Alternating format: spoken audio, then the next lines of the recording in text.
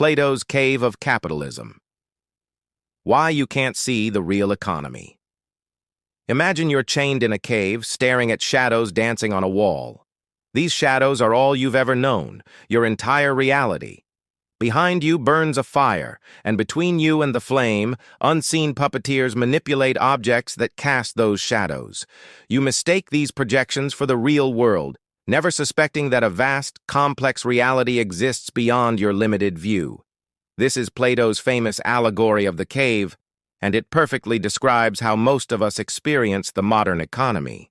We're prisoners watching economic shadows, myths about meritocracy, the power of hard work, and trickle-down prosperity, while the real mechanisms of wealth concentration operate invisibly behind us.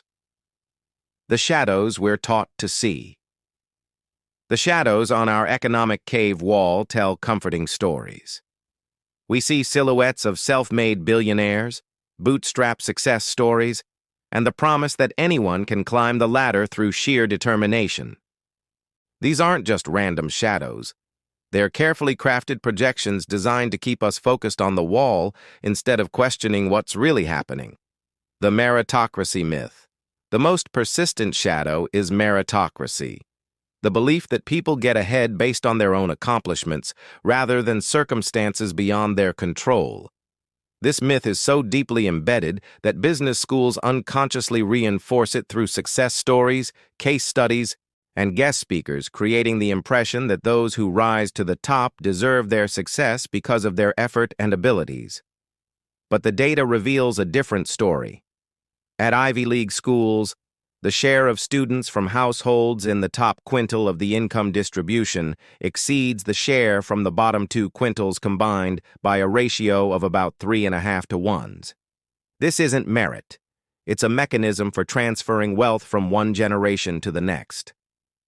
The hard work illusion. Another shadow tells us that working harder automatically leads to greater rewards.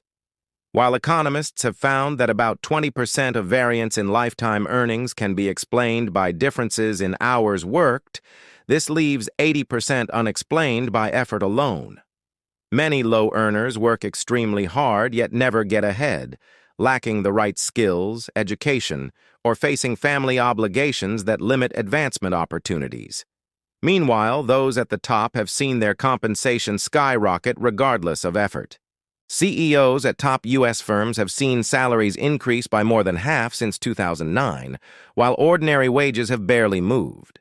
The CEO of India's top IT firm makes 416 times the salary of a typical employee. This isn't the result of working 416 times harder. The Trickle-Down Phantom.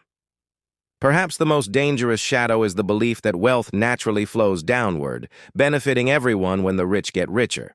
Yet far from trickling down, income and wealth are instead being sucked upwards at an alarming rate. In almost all rich countries, the share of national income going to workers has been falling, while owners of capital have seen their wealth grow faster than economic growth itself. The chains that bind us, just as the prisoners in Plato's cave were physically chained, were held in place by systemic forces that make escape difficult. These chains aren't made of iron.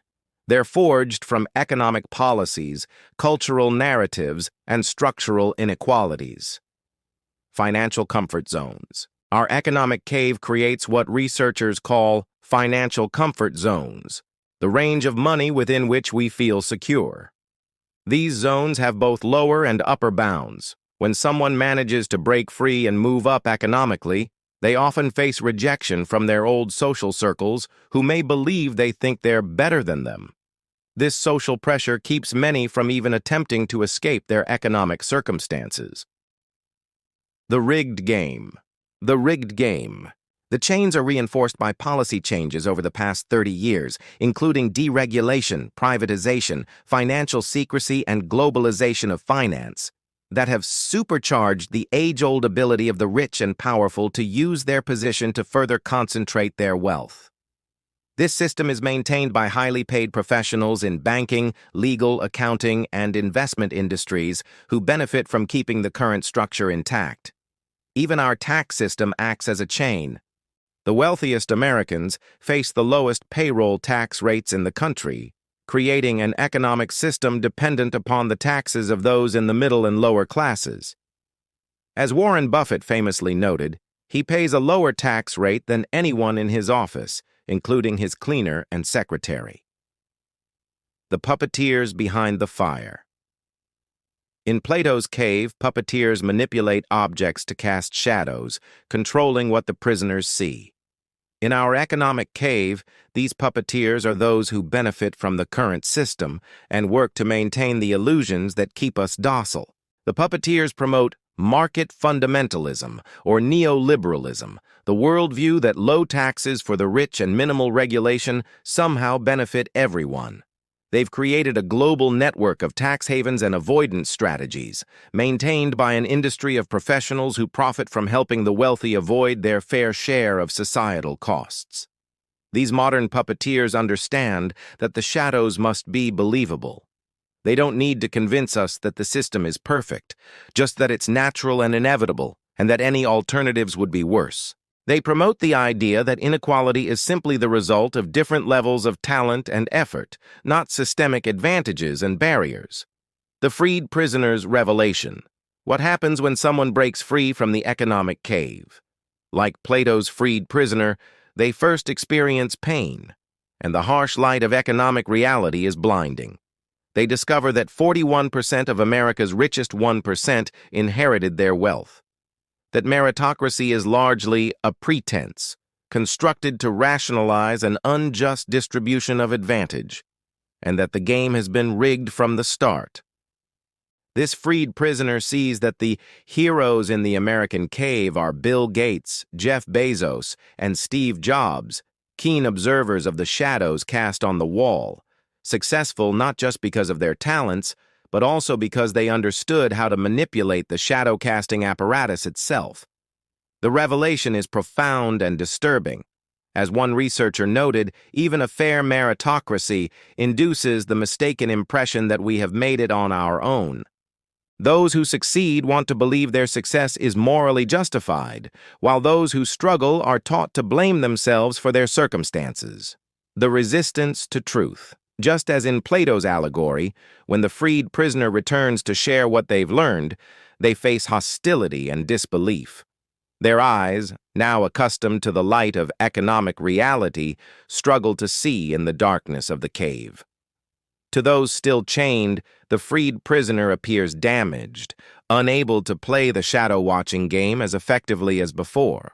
This resistance to economic truth is built into the system.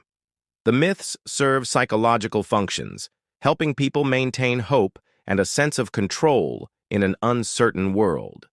Challenging these beliefs threatens not just economic arrangements, but personal identity and self-worth.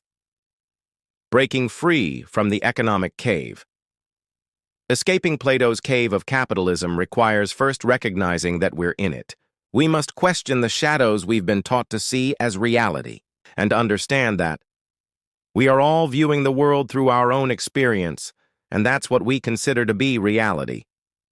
This doesn't mean abandoning personal responsibility or the value of hard work.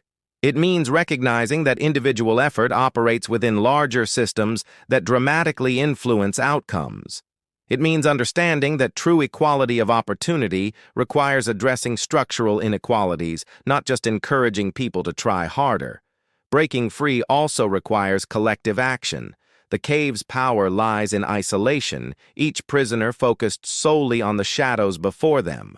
When we share knowledge about how the economy really works, support policies that address systemic inequalities, building communities based on mutual aid rather than competition, we begin to weaken the chains that bind us.